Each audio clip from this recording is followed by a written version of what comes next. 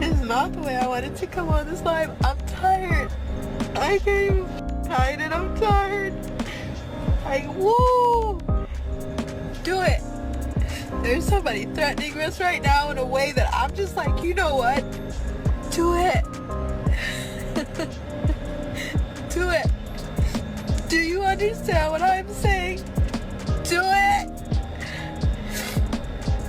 Do it. You can't take any more that you have already taken. So do it. Do it.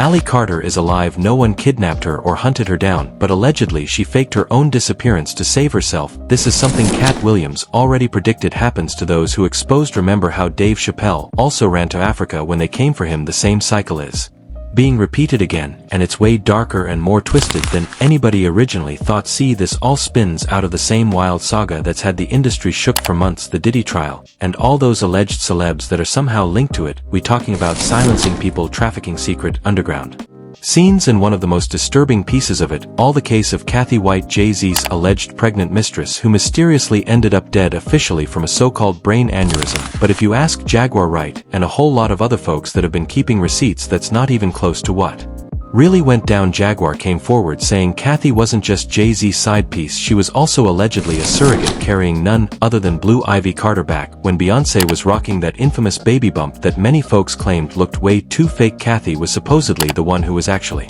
pregnant, but right when Kathy was about to blow the lid off this whole arrangement, someone allegedly hunted her down. Jaguar said a forced C-section was performed, Blue was taken, and Kathy was lived right after. Again, this is what Jaguar alleges happened, so unless she drops heavy receipts to back up her claims, there is no way of knowing if it's true or not. Now this somehow connects back to Ally Carter. Ally Carter's been one of the boldest voices out here, exposing the freaky side of the industry. She linked Kathy's death straight to J-Bay and Diddy, and that ain't just her talking. Hollywood Street King, HSKA blogger who was first to expose Jay and Kathy's affair, did his own digging. He spoke to an NYPD detective on the case, and the officer confirmed the death was considered suspicious. That aneurysm story didn't add up. Neighbors also heard Kathy screaming before her death, and the police conveniently brushed that off. It's like you see it before it happens. Kathy White's true killer is going to be unveiled, and it's not a man. And that woman died screaming. HSK even dropped an article on this that spread like wildfire before it was mysteriously taken down. In that article, it was revealed Kathy had told Jay she was going to go public about the affair unless she was paid. Days later gone, and Ally Carter says it's not just Kathy. Diddy took out several people who were about to expose him, including his own baby mama Kim Porter. For months, Ally had been dropping bomb after bomb about the so-called freak-offs, the trafficking, and how powerful political figures were involved, including claims that she saw a former U.S. president at one of Diddy's events engaged in some shady activity with underage people. We're not there to help you, and everybody is so worried about the elite, and we could give those names of Barack Obama, Joe Biden. We know about Michelle Obama, that's a man. We know about Too Short. We know about Akon and Steven Tyler, and we can give those names all day, and everybody is so worried about that. But what you should be worried about is the people that are in between, the people that go as low as your grave diggers. I was trafficked to people within my schools. That revelation alone made Ally a major target, and according to Katt Williams, the heat got so bad that she had to disappear. In fact, victim number 3 in Diddy's federal trial, who was widely believed to be Ally Carter, was scheduled to testify, but when her time came, she was gone completely off the radar. Prosecutors couldn't reach her family couldn't reach her, and her legal team had no clue where she was. People started speculating hard. Did she get kidnapped? Was she silenced? Or did she fake her death or disappearance to survive? Now, when she went missing, it was reported that she was in contact with people like Katt Williams and Jaguar Wright, who allegedly knew where she was hiding, and now it is being reported that Ally Carter is very much alive, but in deep hiding, and she would be making a statement soon on her YouTube Live or Instagram Live as to why she took the decision to leave. And honestly, the way the events unfolded, it makes perfect sense. Ally had already revealed that her home was raided, and she had been on the run. She was blowing the whistle on some of the most powerful players in the world. We were still paying rent on our house. What we were doing this whole time was moving everything because our house is gone. Our house is gone. This is the price of speaking out.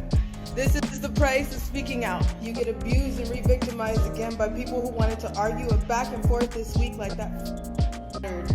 Okay, you had Stu Peters and Timothy Charles Homestead going back and forth, and nobody has even bothered. Not that I give a damn, and not that I understand that you guys are gonna be that selfish, but nobody has bothered to apologize for all the hell that has. Once you make claims like seeing a former president involved and expose how they cover for each other, that puts a target on your back like no other. And here's where it gets even more twisted. Katt hinted that the reason Ally faked her death is cause of Christina Karorum, Diddy's chief of staff. See, behind all those freak-offs there was an orchestrator. According to multiple lawsuits, Christina ran the whole show, hiring people, supplying substances, cleaning up after the parties, and protecting Diddy at all costs. Ally reportedly had recordings and receipts on Christina right before her disappearance. She allegedly left a voice note for a friend detailing how Christina was the one enabling everything and was about to throw her under the bus to keep the machine running. Karorum came out later trying to clear her name, calling the allegations false and damaging to her mental health.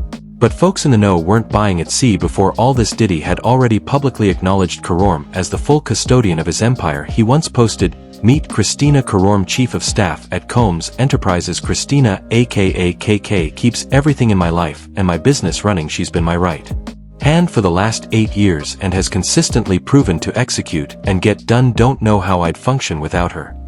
That public praise spoke volumes, and multiple witnesses described Karorum as the gatekeeper of this underground world, and Ally Carter had exposed too. Much so her disappearance felt all too convenient to add even more fuel. David James, Diddy's former personal assistant, testified in court about Diddy's disturbing behaviors. He said Diddy carried around 25 to 30 pill bottles, some with Obama's face on them. These pills weren't just innocent we're talking ecstasy and other substances used to fuel the freak-offs. This testimony only reinforced Ally's prior claims about the dark rituals and substances being pushed at these parties. Allegedly carried pills with Barack Obama's face on them. As the rapper's federal trial for trafficking and racketeering continues, his former assistant, David James, shared that he often carried around 25 to 30 undisclosed pill bottles, including a set of pills that had the 44th president's face on them. James said on the witness stand per People magazine, who had reporters in the courtroom, there were various pills, but one was in the form of a former president's face.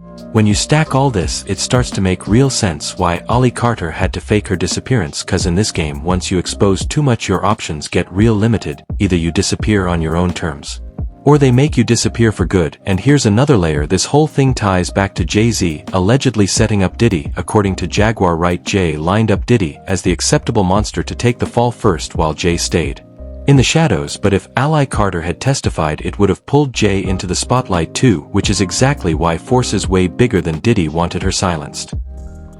You have said that you believe Jay-Z's worse than Diddy, and I believe Absolutely. that.